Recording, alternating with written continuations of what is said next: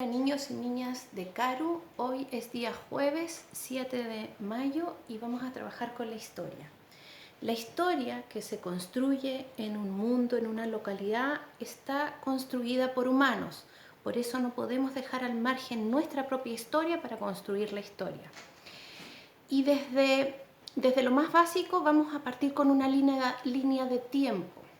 Yo aquí tomé una línea de tiempo de Amanda para recordar o para homologar cómo la historia nuestra y la historia de los pueblos y la historia del mundo se construye así, temporalmente.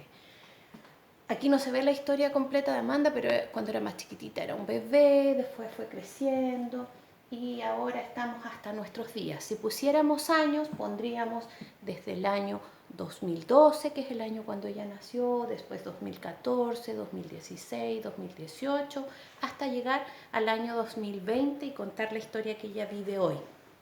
En la historia de Chile ocurre lo mismo. Podemos revisar o establecer una línea temporal que nos permita establecer hitos que pasaron primero y que fueron pasando en el tiempo. Ustedes primero van a revisar esa línea de tiempo que construyeron hace mucho tiempo con Lidia, o van a revisar una línea de tiempo básica con los hitos importantes que pasaron en su vida desde cuando eran bebés hasta ahora. Eso mismo ocurre en nuestra historia. Y las líneas de tiempo no son lineales como se presenta aquí. No ocurre un hecho y después ocurre otro y entre medio no ocurren cosas. Las líneas se van sobreponiendo como un árbol lleno de ramas. Por ejemplo, en una familia puede nacer un bebé en un momento y luego nace otro bebé y entre medio muere algunas personas, pueden morir abuelitos, pueden morir otros bebés de esa misma familia y se provocan otros nacimientos. Entonces una cosa va ocurriendo sobre la otra. Y para revisar esta historia vamos a recordar cómo surge la vida, cómo surge el hombre. El hombre, si pensamos ese hombre que tiene un cuerpo de hombre que camina en dos pies, hay una teoría que habla sobre cómo llega el hombre a esta vida. Y ocurre que venimos del mono. El mono primero caminaba en cuatro patas y después ese mono se fue estirando y fue cambiando su estructura física y fue utilizando otros materiales y llegamos hasta este hombre que podría ser que se parece más a nosotros. Por eso se supone que nosotros físicamente nos parecemos mucho a la estructura física del mono. Cuando ese mono empieza a desarrollarse y se convierte en un ser más parecido al humano, primero vive en forma aislada, solito, y luego se empieza a reunir con otras personas y empiezan, sin tener un lenguaje, sin tener lo que hoy en día tenemos, empiezan a construir una forma de vivir en comunidad y se empiezan a hacer pueblos nómades, sedentarios, pero empiezan a tener algún tipo de comunión. Ese es el hito importante desde donde surgen las civilizaciones y donde surgen los grupos humanos que empiezan a vivir de forma conjunta. Y esas son las civilizaciones que hoy esperamos empezar a revisar. ¿Cómo se divide esto para efectos siempre de estudios, para poder ordenar esta historia y que no nos quede todo desorganizado? En algún momento la Iglesia Católica era la que tenía mayor poder y mayor conocimiento. Entonces en algún momento alguien pide a la Iglesia Católica que escriba la historia que está ocurriendo y cómo van ocurriendo los hechos para dejar algo organizado y ordenado para las siguientes generaciones. Entonces la Iglesia Católica delimita o establece un hito importante para escribir la historia y dice: voy a establecer la importancia de cuándo nace Cristo. Entonces establecen un punto cero o un año cero y dicen: la historia se escribe antes del año cero, antes de Cristo, AC y se escribe DC, después de Cristo. Ese es el hito que marca cómo se organiza y cómo se cuentan los hechos.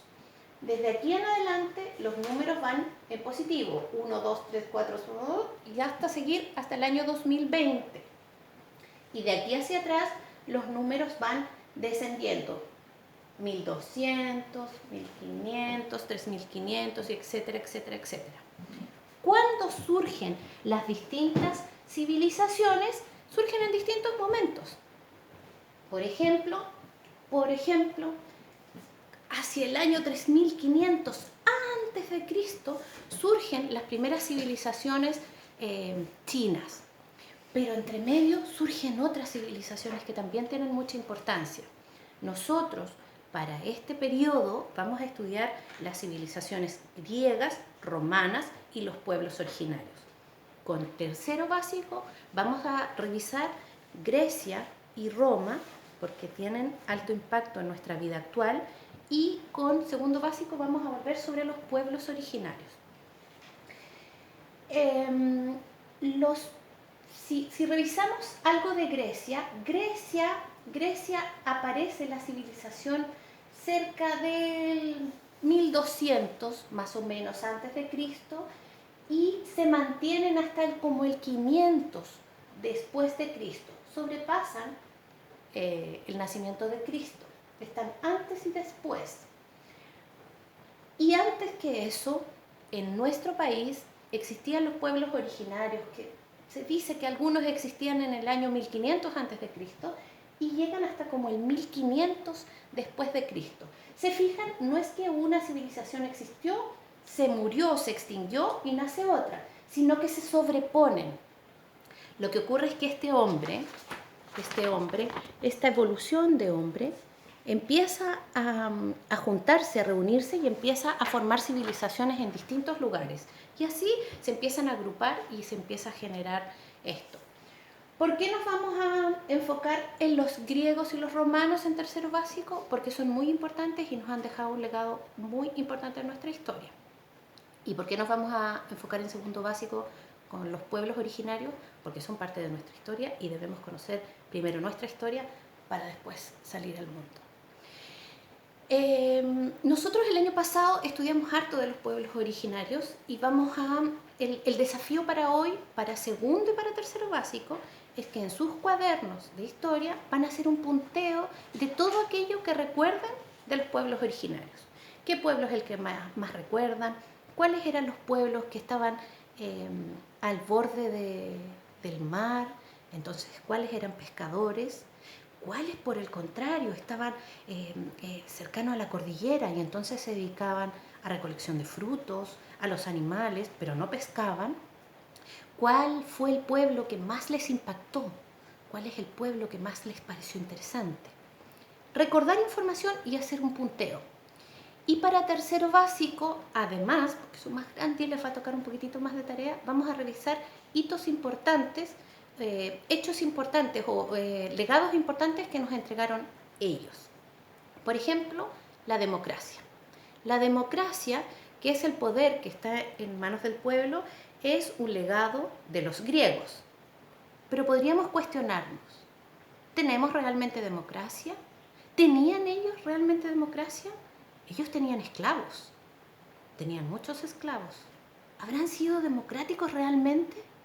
¿Nosotros tendremos democracia en nuestro país, en nuestras casas? ¿Existe realmente esa democracia de la que hablamos? También los griegos nos legaron el alfabeto. El alfabeto que hoy día nosotros utilizamos es un legado y es un trabajo que realizaron ellos. Otros elementos importantes son la filosofía. Los griegos eran grandes pensadores, dedicaban mucho tiempo al desarrollo del pensamiento, al análisis, a sentarse y pensar, solo pensar. ¿Hoy realizamos eso? ¿Hoy somos tan filósofos como ellos? ¿Tenemos la oportunidad y nos damos la oportunidad de hacerlo?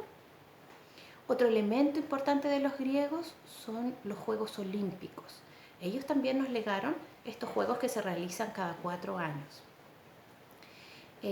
Otra importancia que tienen los griegos es que eran un pueblo, una civilización que se dedicaban muchísimo al arte, cultivaban el arte.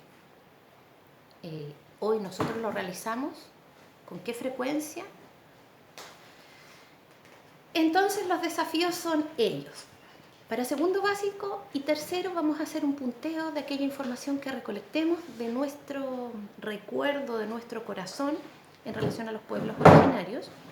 Y para tercero básico vamos a conversar en familia sobre estos elementos que yo les menciono que ellos traen como legado. Alfabeto, Juegos Olímpicos, filosofía, democracia. Con ellos nos vamos a quedar por ahora.